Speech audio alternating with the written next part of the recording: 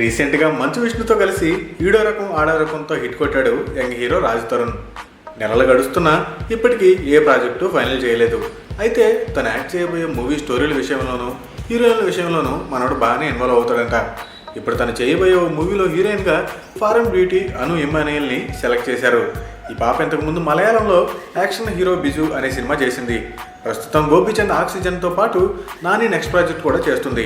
అయితే రాజ్ తరుణ్ అనుతో బాగా క్లోజ్గా మూవ్ అవుతున్నాడట. వీళ్ళిద్దరి మధ్య స్ట్రాంగ్ రిలేషన్ ఉందని, అది ఇప్పుడే ఇలా ఉంటే ఇక షూటింగ్ టైంకి ఏమవుతుందోనని దర్శక నిర్మాతలు టెన్షన్ పడుతున్నారట.